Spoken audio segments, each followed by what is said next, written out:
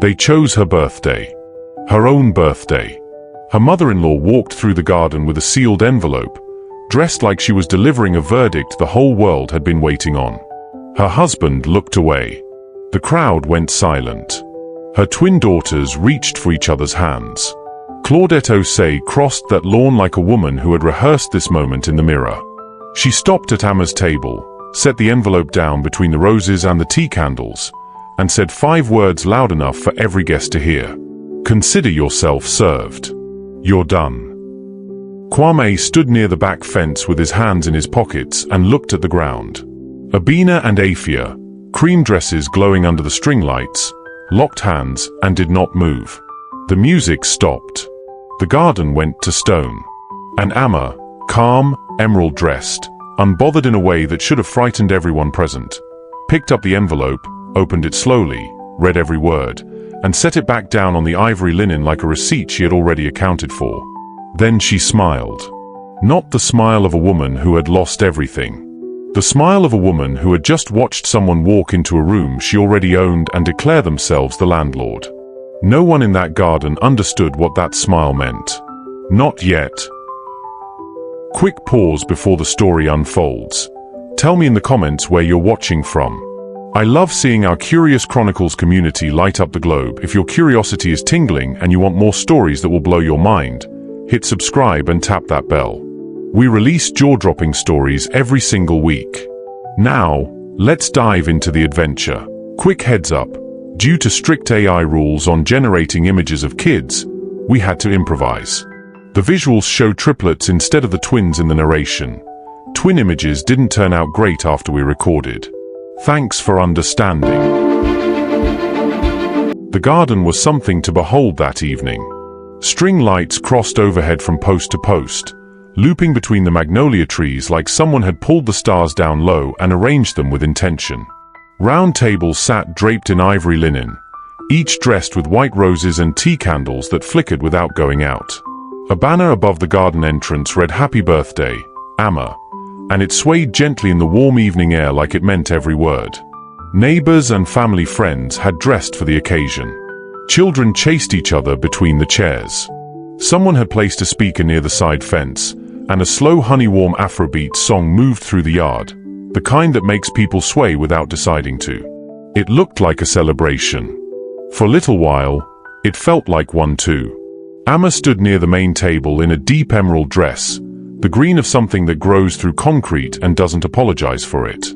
She was 40 years old, and she wore it the way women do when they have walked through fire and chosen not to become ash. There was a stillness about her that people in that garden had always mistaken for simplicity. She was not simple. She was precise. The kind of woman who notices everything and reacts to nothing, until the moment she decides to. Her twin daughters, Abena and Afia, moved through the garden in matching cream dresses, laughing the way girls laugh when the world still feels like it was arranged entirely for their joy.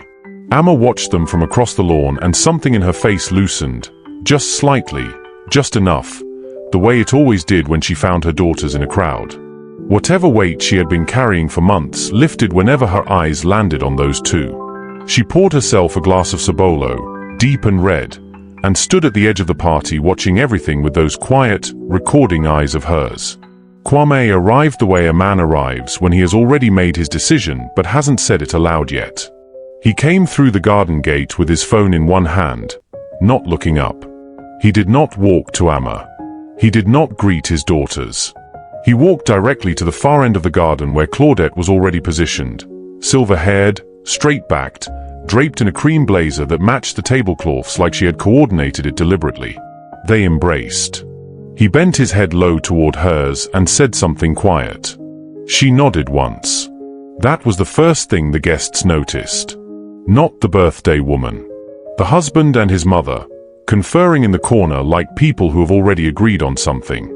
Then Kwame found his friends near the back fence.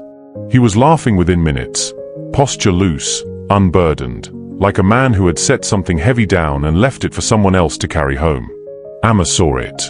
She always saw everything. She picked up a glass, smiled warmly at the neighbor who had come to wish her well, and said nothing about what she had seen.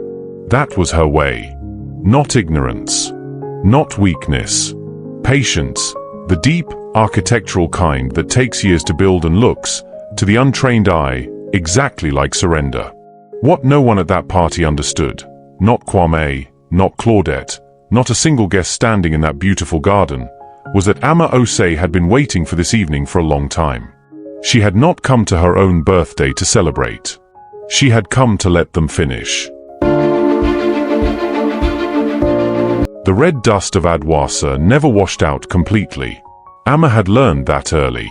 You could scrub your feet at the outdoor tap until the water ran clear, but by morning the dust would find you again, settled into the creases of your knuckles, resting in the corners of your nails, claiming you the way land claims everything it has ever touched. Her grandmother, Ama Osei, used to say that was not a problem. She used to say that was a promise.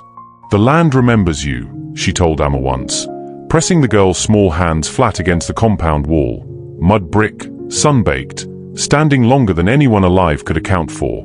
Even when you forget yourself, the land remembers. Ama was 7 years old that afternoon.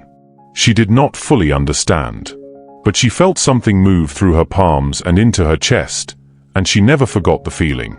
Ama Osei was not a woman of many possessions. The compound she kept was small, 3 rooms, a cooking area open to the sky, a mango tree in the center courtyard that dropped fruit whether anyone was there to catch it or not. There was no excess. But there was no apology either. Every corner of that compound was deliberate. Every crack in the wall had been assessed and accepted. Ama Osei ran her household the way she ran her silences, with full knowledge of what was there and what was not. She had raised Ama after Ama's mother left for the city and did not come back in the way she had promised. That was not spoken about often.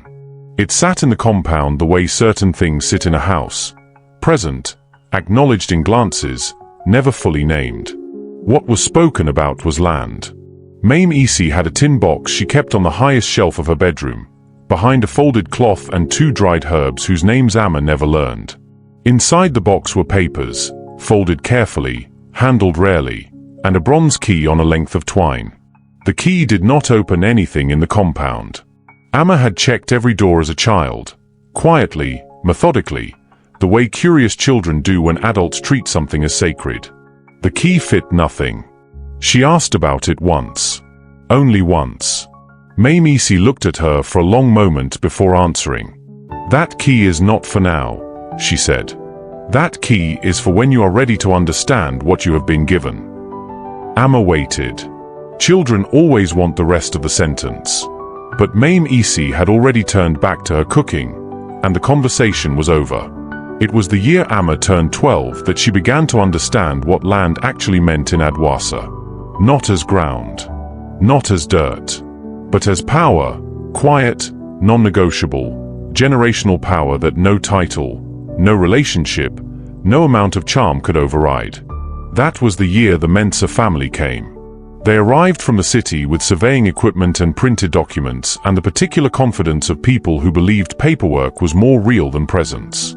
They claimed a portion of the eastern end of Adwasa, land that 3 families, including Ama Osei's, had farmed and maintained and buried their dead beside for longer than anyone in the village had been alive. The village met under the neem tree. Voices rose. Men who usually spoke softly used words Ama had not heard before. Women held their wrappers tight and listened with their eyes hard. Ama Osei said nothing during the meeting. She sat on her stool at the edge of the gathering with her hands resting on her knees, watching. Afterward, walking home, Ama asked her why she had not spoken. "I was listening," Ama Osei said. "But they're going to take the land." "They are going to try," her grandmother corrected, with a patience so complete it did not even sound like disagreement. 3 weeks later, Ama Osei walked into the district office in town with her tin box under her arm. She came back the same afternoon. She said nothing about what happened inside. But the Mensa family's equipment disappeared from the eastern edge of Adwasa before the month was out, and they did not return. Ama never saw the papers from that tin box. But she understood, from that afternoon forward, that her grandmother had possessed something more durable than anger, more powerful than protest. She had possessed documentation. She had possessed patience. And she had known exactly when to use both. It was the night before Ama left for university in Accra, the first in her family, a fact the compound celebrated with more food than it could properly afford, that Ama Osei called her into the bedroom and reached for the high shelf. She took down the tin box, opened it, set the bronze key on the bed between them. "The land on the eastern boundary," she said. "It is registered in your name. Has been since you were 9. Ama stared at her. "You were the one I was keeping it for," Ama Osei said simply. "I knew before you did." Ama picked up the key. It was heavier than it looked. The metal was worn smooth in the places a hand would naturally hold it, from years of being taken out and put back, taken out and put back. "What does it open?" Ama asked. Ama Osei looked at her granddaughter with the eyes of a woman who had spent a lifetime watching and waiting and knowing when to move. "Everything," she said. "When you are ready." Ama kept that key through university. Through her first years building in Accra. Through the early mornings of building Osei Legacy Group from a single land acquisition into something that made financial analysts pause and look twice. She kept it through her wedding to Kwame, through the birth of Abena Afia, through 15 years of a marriage she had measured carefully and found, in the last 2 years, coming up short in ways she had not yet named aloud. The key sat in a small drawer in her private study, the room in the house that Kwame had never entered, the room that Claudette had once called excessive for a woman who had come from where Ama had come from. The night after her birthday party, Ama sat alone in that study for a long time.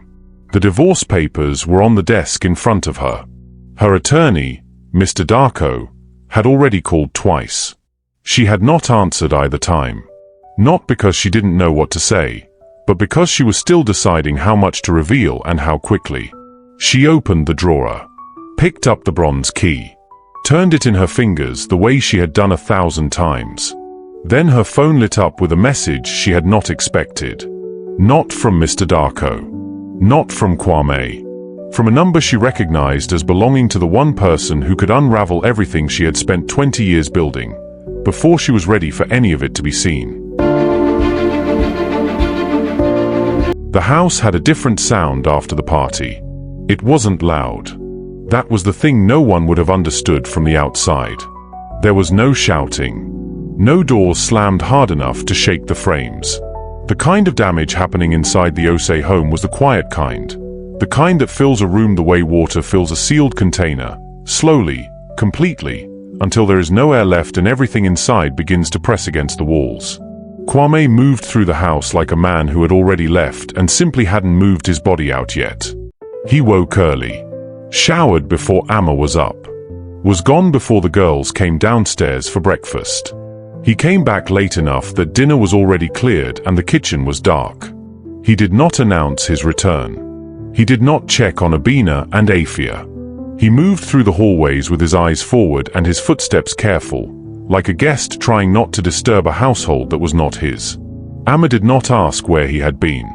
She had learned, in the years of this marriage, the difference between a question that opens a door and a question that simply confirms what you already know. She was not ready to confirm anything yet. Not until she was ready for what came after. So she watched. And she waited. And she kept her face arranged into the expression of a woman managing her household, because her daughters were watching her the way children watch their parents when the world feels unsteady, looking for evidence that the ground is still solid, that adults have things in hand, that the fear they feel in their chests is theirs alone and not a reflection of something real. She could not give them her fear. So she gave them routine instead. Breakfast at 7. School runs. Homework at the kitchen table. She braided Afia's hair each evening and listened to Abena read aloud, and she kept the house running with the precision of someone who understood that structure, right now, was the only mercy she could offer. But Abena had stopped eating. Not dramatically. Not in a way that announced itself. It was the kind of stopping that a mother notices in increments. The way a plate came back to the kitchen with more on it than should be there. The way a child pushes food around with her fork and calls it finished. The way she says "I'm not really hungry" in a voice that is trying very hard to sound casual. Ama noticed on the 3rd day. By the 5th day she was certain. She sat next to Abena at dinner that evening and said nothing about the food. She talked about a bird she had seen in the garden that morning, described it in enough detail to make it interesting, watched Abena's face for the flicker of engagement that had always been there. It came. Briefly. Then it went. After the girls were in bed, Ama stood in the kitchen and held the edge of the counter and breathed slowly until the feeling in her chest settled back to something manageable. Afia came to her room that same night. She didn't knock. She appeared in the doorway at 11:45 in her cream pajamas, holding the edge of the doorframe with both hands, her face carrying the careful blankness of a child who has decided not to cry. "Can I sleep here?" she said. Ama pulled back the covers without a word. Afia climbed in, turned away from the center of the bed, and was asleep within minutes.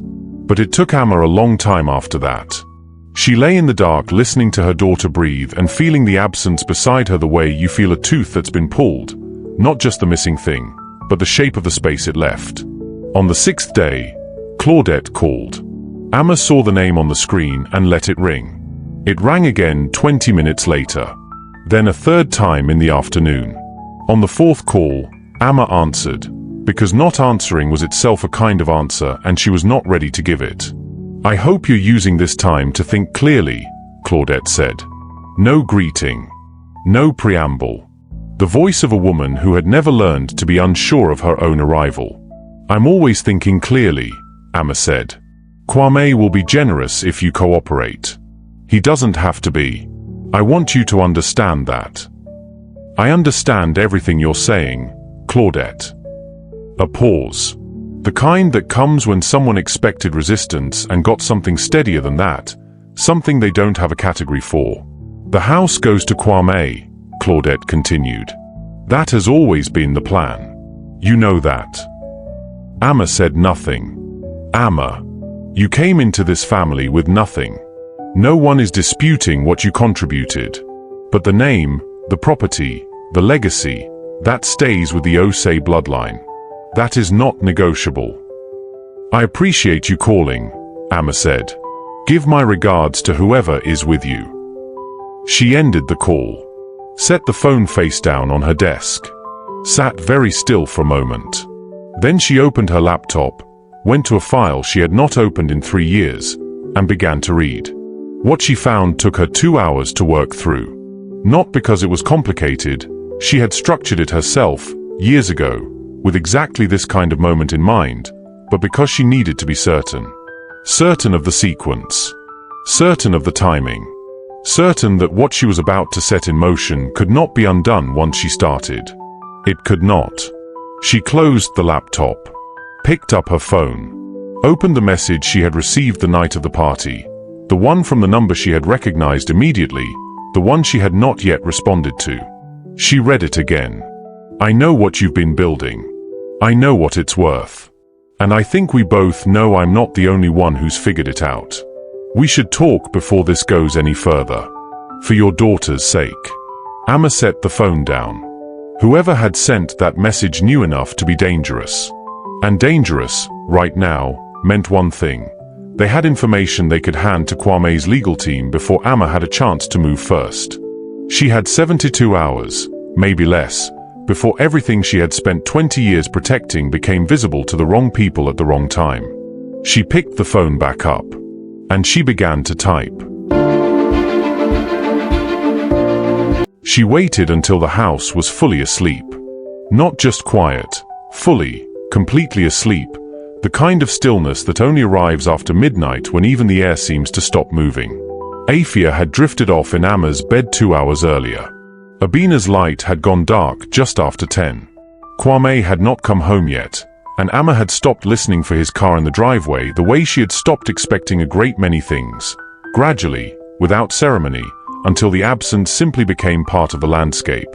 She took a glass of water, walked to the study, and closed the door behind her. The room was the one space in the house that had always been entirely hers. Not decorated for guests. Not arranged to impress. A wide mahogany desk, clean and uncluttered. Shelves holding folders with handwritten labels. A single framed photograph on the far wall, Mame Isi standing in front of the compound in Adwasa, squinting into the afternoon sun, one hand raised slightly as if she was in the middle of making a point. Ama set her water down. Saturday. Opened the center drawer of the desk and took out a phone. Not her regular phone. A second one, older, kept charged and kept separate. She turned it on. Waited for it to find a signal.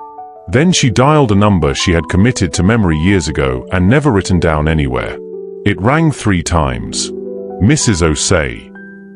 The voice on the other end was calm and precise in the way of a man who had handled enough high-stakes situations to have burned through all his nerves long ago. Emmanuel DARKO had been her attorney for 11 years. He was the only person outside of her own mind who understood the full architecture of what she had built. "It's time," Ama said. "Open everything." A pause. Not a long one, but the kind that carries weight. "Are you certain of the timing?" he said. "I'm certain of the necessity." Another pause.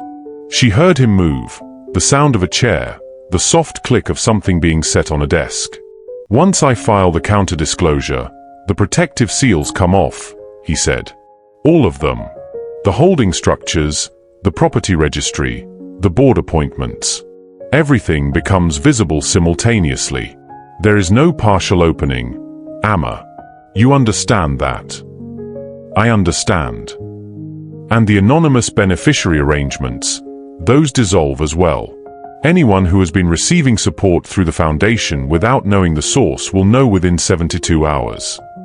She had thought about this part the longest. There were people on that list who had no idea where their funding came from. Community clinics. A girls' school in Adwasa that had been operating for 6 years on grants routed through 4 different entities back to a single source. People who had built their lives around resources they believed came from somewhere institutional and impersonal. They would know now. And knowing would change things in ways she could not fully predict or control. "I understand," she said again. "Then I need you to say it clearly for the record. This call is logged." Ama straightened in her chair. Looked at the photograph of Mame Isi on the wall. "This is Ama Osei, sole founder and majority shareholder of Osei Legacy Group and its subsidiary entities. I am authorizing full disclosure of all assets, holdings, registrations, and corporate structures, effective immediately, to be filed with the appropriate legal and financial bodies no later than 9 a.m. tomorrow morning." "Received," Mr. DARKO said. "I'll have the first filings processed before sunrise." She ended the call. Set the phone down on the desk. Sat in the silence for a moment that felt longer than it was. What happened next came faster than she expected. By 6 the following morning, Mr. DARKO had sent a single message to her regular phone. First wave filed. Stand by. By 8, her inbox had 47 new messages. She did not open them. By 9:15, a name she recognized appeared in her missed calls, a woman named Adwoa Poku, a journalist who covered business and finance for one of the largest news platforms in the country. Ama had met her once, 3 years ago, at an event she had attended under different name attached to one of her subsidiary companies. Adwoa Poku was sharp and thorough and had a reputation for not letting a story go once she had its edge in her hands. Ama did not call her back. But the fact that she was already calling meant the filings had been seen. Which meant the wall had come down. Which meant there was no longer any version of this story that stayed quiet. She was in the kitchen making tea when Kwame came downstairs. He had come home at some point after 2 in the morning. She had heard the door. She had not moved. He looked at her now the way he had been looking at her all week, carefully, with a particular wariness of a man who knows he has done something but isn't sure yet how much the other person knows. He poured himself coffee. Stood at the counter across from her. The kitchen felt very small. "My mother's attorney called me last night," he said. Ama wrapped both hands around her mug. "He says there are some irregularities with the property documents." Kwame's voice was measured, doing its best to sound casual. "He wants to review the deed on this house before the proceedings move forward." Ama looked at him over the rim of her mug. "He says some of the registration details don't match what we have on file." Kwame set his coffee down. "Ama, is there something I need to know?" The question sat between them in the kitchen like a third person neither of them had invited. Before she could answer, Afia appeared in the doorway in her school uniform, one sock on and one sock in her hand, looking between her parents with the radar of a child who has learned to read a room before entering it fully. "Mummy," she said carefully, "Abena won't get up." Ama set her mug down and moved toward the door. As she passed Kwame, she felt his hand close briefly around her wrist. Not hard, not aggressive, but with the specific pressure of a man who needed an answer and was only just beginning to understand how little he actually knew. "Ama." She stopped, did not turn around. "Tonight," she said. "We'll talk tonight." She walked out of the kitchen and up the stairs toward Abena's room. But as she reached the landing, her personal phone buzzed once in her pocket. She slipped it out and glanced at the screen. It was not Mr. DARKO. It was not Adwoa Poku. It was a message from the school, Abena and Afia School, marked urgent, sent from the headmistress's personal address rather than the general administration account. "Mrs. Osei, we've received a formal request this morning from a legal firm acting on behalf of a third party, seeking academic and enrollment records for both Abena and Afia Osei. We are required by law to notify you before we comply. Please contact us immediately."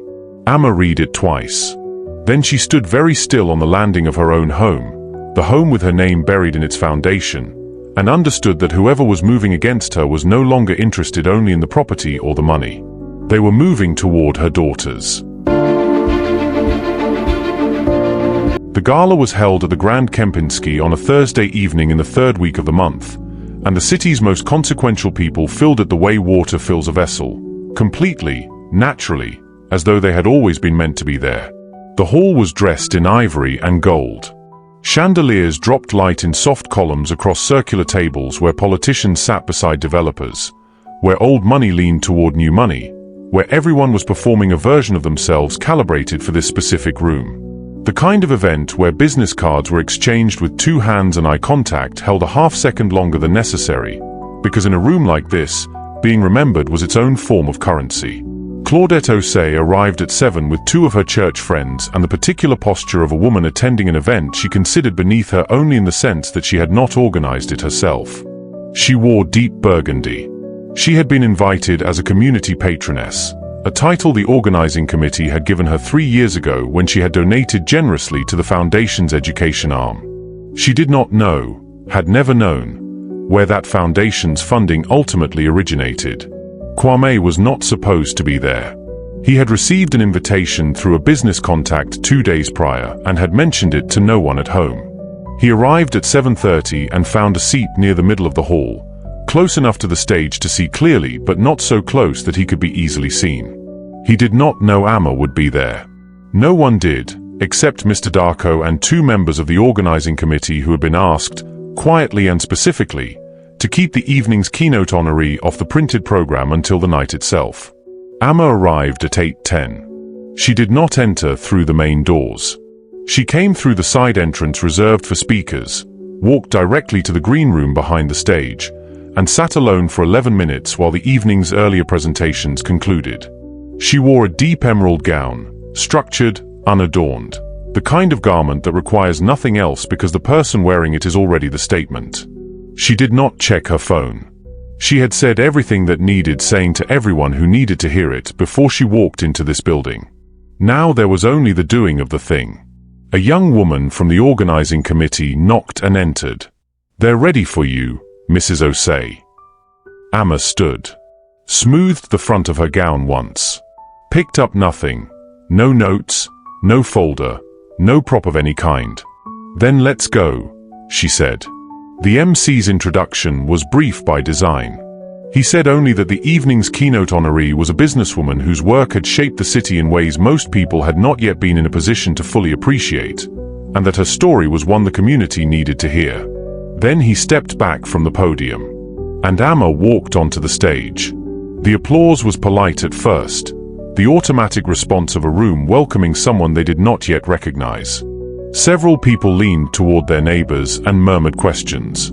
A few reached for their phones. Claudette, seated at a table near the left side of the hall, looked up from her conversation and went still. At the table in the middle, Kwame looked once, looked away, and then looked back. Ama reached the podium, adjusted the microphone slightly, looked out at the room with the same expression she had worn in her garden 8 days ago when Claudette had placed that envelope in front of her, unhurried, clear-eyed, entirely present. "Good evening," she said. "My name is Ama Osei, and I want to tell you where I come from." She spoke for 6 minutes before the screen came on. 6 minutes about red dust roads and a grandmother with a tin box. About a girl who learned that land was the only thing that never lied to you. About coming to this city at 18 with a single property document, a bronze key, and an understanding of patience that most people spend their whole lives trying to acquire. The room was not polite anymore. The room was silent in the way that only happens when something real is being said, when the performance has dropped and what remains is just the truth, standing in good lighting. Then Mr. DARKO, seated at the sound desk at the back of the hall, pressed a key. The screen behind Ama illuminated. Osei Legacy Group founder and majority shareholder. Ama Osei total asset valuation, $15.3 billion. The silence that followed was a different kind entirely. It was the silence of a room recalibrating. Of 200 people simultaneously processing information that rearranged everything they thought they understood about the woman at that podium and, by extension, about themselves, what they had said in her presence, what they had assumed, what they had dismissed. Claudette's hand moved to her throat. Kwame did not move at all. He sat with his hands flat on the tablecloth and stared at the screen with the expression of a man watching the architecture of his own certainty collapse from the inside out. The second slide appeared. A property portfolio. Clean columns of addresses and registration dates and legal ownership designations. And there, third from the top, formatted like every other line but carrying the specific weight of a blade, the address of the Osei family compound. The house. The land beneath it. The registered owner's name, in plain text, leaving no room for interpretation. Ama Osei. Had been, the registration date showed, for 19 years. Ama let the room sit with it. She did not rush. She did not perform triumph. She stood at the podium with both hands resting lightly on its surface and waited for the information to finish doing what information does when it finally reaches the people it was always meant to find. Then she leaned forward slightly. "I came from nothing," she said. "I built everything. And I never once asked anyone's permission." The applause, when it came, started at the back of the room and moved forward like weather. By the time it reached the front tables, it had become something else entirely. Less a response to a speech and more the involuntary sound a room makes when it has witnessed something it will not forget. At the table near the left wall, Claudette did not clap. She sat with her hands folded in her lap and her face arranged into an expression of composure that was doing tremendous amounts of work. At the middle table, Kwame's phone lit up with a call. He looked at the screen. His attorney's name. He pressed decline. Then it rang again immediately. He pressed decline again. Then a text arrived, and he read it, and the color changed in his face in a way that had nothing to do with the lighting in the room. Ama stepped back from the podium. The MC moved forward. The room continued its noise. And then, from the side of the stage, half hidden in the wing where the curtain met the wall, Ama saw a face she had not expected. Not a journalist. Not a board member. Not anyone from Mr. DARKO's office. It was someone from before. From Adwasa. Someone who had known her grandmother. Someone who, if they spoke tonight to the wrong person in this room, could introduce a question about the original property document, the one Mamisi had filed decades ago, that Ama had never fully resolved. A question that, in the wrong hands, in the next 48 hours, could unravel the legal foundation of everything the screen behind her had just declared. The person met her eyes. And raised a hand. Not in greeting. In warning. The morning after the gala, Kwame's lead attorney sent a single email to Mr. DARKO's office at 7:43 a.m. It was 4 sentences long. It stated that the legal firm of Boateng & Associates was withdrawing from representation of Kwame Osei in the matter of Osei versus Osei, effective immediately, citing a conflict of interest that had become apparent through information disclosed in the preceding 24 hours. It wished all parties a swift resolution. It did not elaborate further. Mr. DARKO forwarded it to Ama with no commentary. He did not need to add any. The email said everything that needed saying about what Kwame's attorneys had found when they finally pulled the full property and corporate records and understood, completely, the position their client was actually in. Ama read it at her kitchen table while the girls ate breakfast. She set her phone face down, poured more tea, asked Afia if she wanted more eggs. Afia said yes. Abena ate half a piece of toast, which was more than she had managed in 4 days. Ama noted it and said nothing about it. By mid-morning, Kwame had a new attorney. A younger man, less established, brought in quickly, the kind of hire that signals not strategy but desperation. His name was circulating by noon through the network of people who track such things, and by early afternoon 2 of Kwame's closest business associates had quietly rescheduled meetings that had been on the calendar for weeks. That was how it started. Not with a statement. Not with a confrontation. With rescheduled meetings and unreturned calls and the particular social mathematics of people calculating proximity to a sinking position and adjusting their distance accordingly. Kwame felt it before he could fully name it. He sat in his car outside his office for 20 minutes that afternoon before going inside, phone in his hand, scrolling through a thread of messages that had gone noticeably quieter since the previous evening. Claudette moved differently. She did not go quiet. Quiet was not a tool she had ever learned to use. Instead, she called.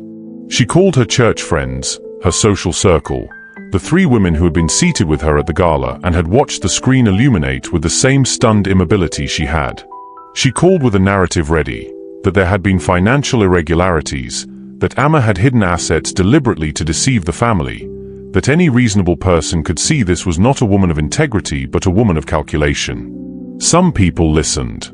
A few nodded along. But the story had a problem, and the problem was the screen at the gala, and the 200 people who had been in that room, and the fact that the documentation Mr. DARKO had filed was public record now, time-stamped and clean and available to anyone who wanted to look. And people were looking. Adwoa Poku's piece had gone up at 6 that morning, measured, factual, citing only verified filings. And by the time Claudette made her 4th phone call, it had already been shared widely enough that 2 of the women she called had read it before answering. The 3rd did not answer at all. By 3 in the afternoon, the chairwoman of the Community Foundation, the one Claudette had patronized for years, the one that had unknowingly been funded in significant part through Ama's subsidiary structures, called Claudette's cell and asked, with careful politeness, whether Claudette would be stepping back from the patroness role voluntarily or whether the board should address it formally at the next meeting. Claudette held the phone for a long time after that call ended. She was sitting in her living room, the living room of the house that Ama's filings had now confirmed sat on land registered under Osei Legacy Group for the past 11 years. A fact Claudette had not known. A fact that meant she had been living, for over a decade, in a house that her daughter-in-law's company held the ground beneath. She did not call anyone after that. She sat in her chair and looked at the room around her and did the kind of accounting that has nothing to do with money. Kwame came to the house that evening. Not his usual time. Earlier. He arrived at 5:30 while the light was still good and the girls were in the garden. And he stood in the kitchen doorway the way a man stands in a space he is no longer certain he has the right to enter fully. Ama was at the counter. She heard him come in. She did not turn around immediately. "My attorney is recommending I settle," Kwame said. His voice was flat in the way of a man who has spent the day having things explained to him that he cannot argue with. Ama turned then. Looked at him. He looked older than he had at the birthday party. Not dramatically. Just in the way people age when the story they have been telling themselves stops being available to them. "What does settlement look like, to you?" she said. "He says," Kwame stopped. Pressed his mouth together. Tried again. "He says the asset structure makes any claim on the properties unviable. He says that we were," he stopped again. "That you were living in my house," Ama said quietly. "On my land. Funded in ways you didn't ask about because it suited you not to ask." Kwame looked at the floor. "The girls," he said. I want to talk about the girls. You can talk to Mr. DARKO about the girls. Everything goes through Mr. DARKO now. He nodded slowly, moved to leave, then stopped at the doorway. Did you know? He said. From the beginning. Did you always know it would end like this? Ama considered the question. She gave it the consideration it deserved, which was more than he had given her daughters at the birthday party, more than he had given her in the 2 years she had watched the marriage hollow itself out from the inside. I knew what I had built, she said. I didn't know what you would choose to do. That part was always yours. He left. She heard the front door close, heard his car in the driveway, heard the silence that came after.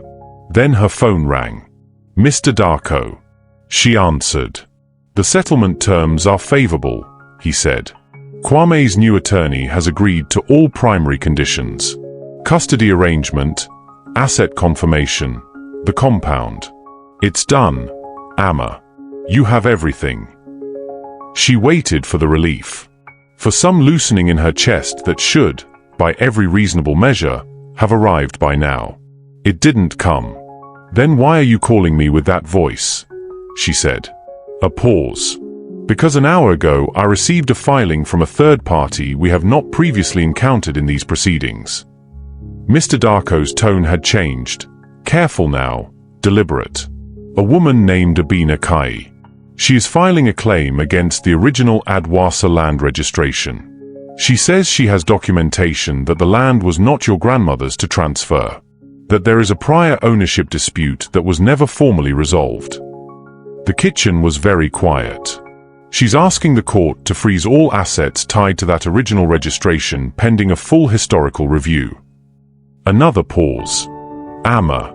If the freeze is granted, it encompasses everything. The compound, the portfolio, the Osei Legacy Group holdings that trace back to that first acquisition. Ama set her hand flat on the counter, the same way her grandmother had once pressed her small hands against a mud brick wall and told her the land remembers. Who is she? Ama said. That's what I'm still trying to determine. But I need you to think carefully. Is there anything about that original document, anything your grandmother told you, anything left unresolved, that I need to know before we respond? Outside, through the kitchen window, she could see Abena and Afia in the garden. Abena was laughing at something Afia had said, really laughing, head back, the way she hadn't in 2 weeks. The sound of it came through the glass faintly, like something precious and breakable. Ama closed her eyes for exactly 2 seconds. Then she opened them. I'll be at your office in an hour, she said. Don't respond to anything until I get there. The meeting with Mr. DARKO lasted 3 hours. By the time Ama drove home, the city had gone dark and the streets were mostly empty, and the claim filed by Abena Afia sat in her mind with a specific weight of something that cannot be dismissed by willing it away. Mr. DARKO had been thorough, careful, professionally measured in the way he always was. He had laid out the options. He had laid out the risks. He had told her they had time, not much, but some, before the court ruled on whether to grant the freeze. What he had not been able to tell her was whether the documents Abena Afia held were real.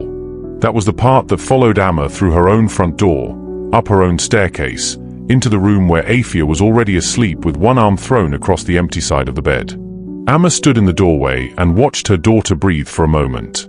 Then she went to the bathroom, washed her face, looked at herself in the mirror for a long time without performing anything for anyone. She slept 4 hours. Maybe 5. In the morning she made a decision. She had been turning it over since the night of the gala, since the figure in the wing of the stage had raised a hand in warning and then disappeared into the crowd before Ama could reach them. She had asked Mr. DARKO to find out who they were. He had. The name had confirmed what she already suspected. And now Abena Afia's filing had made the decision for her in the way that events sometimes do, not by giving you a choice but by removing the option of waiting any longer. She was going back to Adwasa. Not with attorneys. Not with documentation. Alone, the way her grandmother had gone to the district office years ago. with the tin box under her arm and the particular confidence of someone who knows exactly what is in it. But first, the girls. She took them to the compound that Saturday morning. The family compound, the main one, the large property on the eastern side of the city that she had acquired and developed over 12 years and that most people in her life had assumed belonged to the Osei family name rather than to Ama specifically. She had never corrected the assumption. She had simply maintained the deed and paid the property taxes and kept the records clean and waited for the day the distinction would matter. The day had come. Abena and Afia ran through the front gate the way they had done since they were small, with the ease of children who have always felt welcome in a place, who have absorbed its rhythms without being taught them. The compound was beautiful in the morning light. Wide veranda. Old trees dropping shade across the courtyard. The particular smell of a building that has been cared for over a long time. Ama sat on the veranda steps and waited for them to slow down, the way children do when the running has run its course and something quieter takes over. It took about 20 minutes. Then Afia dropped down beside her on the step, breathing hard and happy. Abena came and sat on the other side, pulling her knees up, looking out at the courtyard. For a moment none of them said anything. And the silence was the good kind, the kind that doesn't need filling. "Mummy," Afia said eventually, "is this ours?" "It is. Even with everything that's happening." Ama looked at her younger daughter, 9 years old and already asking the right questions. "Especially with everything that's happening," she said. Abena had been quiet all morning in the way she had been quiet for weeks. Present, watching, processing things at a depth that Ama recognized because she had been the same kind of child. But now Abena turned from the courtyard and looked at her mother directly. "Are we going to lose it?" she said. The question was clean and straight, the way Abena always asked things. No preamble. No softening. Just the thing itself, placed on the table between them. Ama did not look away. "Someone is trying to challenge the original land title," she said. "The land this compound is built on, and the land back in the village where our family comes from. If they succeed, it creates legal complications for everything connected to it." "Can they succeed?" Abena asked. "I don't know yet. I'm going to find out." Afia had gone very still beside her. Not frightened, thinking. She had her mother's stillness when she thought. "Where are you going?" Afia said. "Home," Ama said. "To where your great-great-grandmother built the first walls." She paused, looked at both of them. "I want to tell you something about where you come from," she said. "Not the part about the money. The part before the money. The part that made the money possible." They listened the way they always listened when she spoke about Mamisi, with their whole bodies, leaning slightly in, the way you lean toward warmth. She told them about red dust roads. About a grandmother who went to a district office alone with a tin box and came back having won something no one had expected her to win. About a bronze key that did not open any door in the compound because it was not that kind of key. About the lesson that land does not lie, that what you build with your hands cannot be taken by someone else's mouth, that patience and documentation are more powerful together than either is alone. "Your great-grandmother's grandmother built with her hands," Ama said. "Your great-grandmother built with her hands. I built with my hands." She looked at Abena, then Afia. "So will you." Afia leaned her head against Ama's shoulder. Abena stayed upright, looking at the courtyard, turning something over. Then she said, "Is that why you hid it? Because you were building?" "I was testing," Ama said. "And building. Both." "Did we pass?" Afia said quietly. Ama looked down at her. "You were never being tested, baby." "Not us," Abena said, and there was something in her voice, something older than 9, something that had been sitting quietly in the back of her mind for weeks and had just found its way out. "Dad." The word landed in the courtyard air and stayed there. Ama did not answer right away. She let the question have its space, because it deserved it, because her daughters deserved honesty arranged with care. "Yes," she said finally. "Your father too." Abena nodded once. looked back at the courtyard, said nothing more about it. They sat like that for a long while, the three of them on the veranda steps in the morning light. And it was the closest to peace Ama had felt in weeks. Fragile, real, earned. Then her phone buzzed. She glanced at it. A message from a number she did not recognize, with a Brongahafo area code. Don't come to Adwasa. It's not safe for you here right now. They were here before you. They have already spoken to the elders. Ama read it twice. She looked up from the phone at the courtyard, her compound, her daughters in the morning sun, and understood that whatever she had thought she was walking into in Adwasa, she had not understood the full shape of it yet.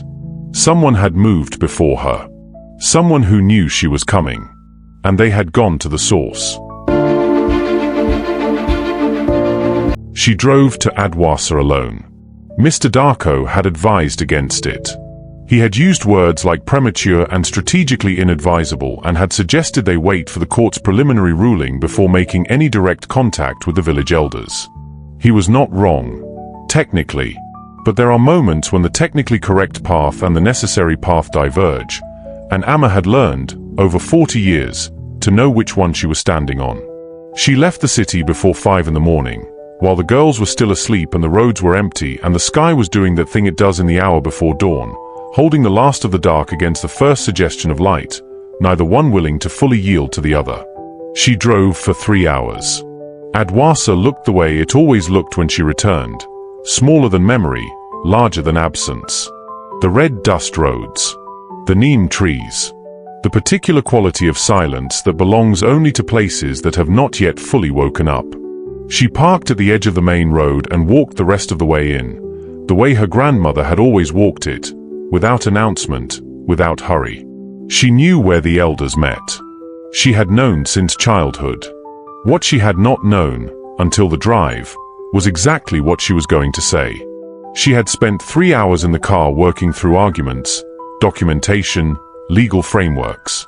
And then, somewhere in the last 40 minutes of Red Dust Road, she had set all of it aside. She was going to tell the truth. Simply. Without architecture. That was what Osei would have done. There were 4 elders present when she arrived at the meeting house. 3 men and 1 woman, seated on wooden chairs in the shade of the overhang, drinking tea, speaking in the unhurried way of people who have not yet been told the day is supposed to be urgent. They knew her. Not from the gala, not from the news coverage, not from a Dwoa Poku's piece.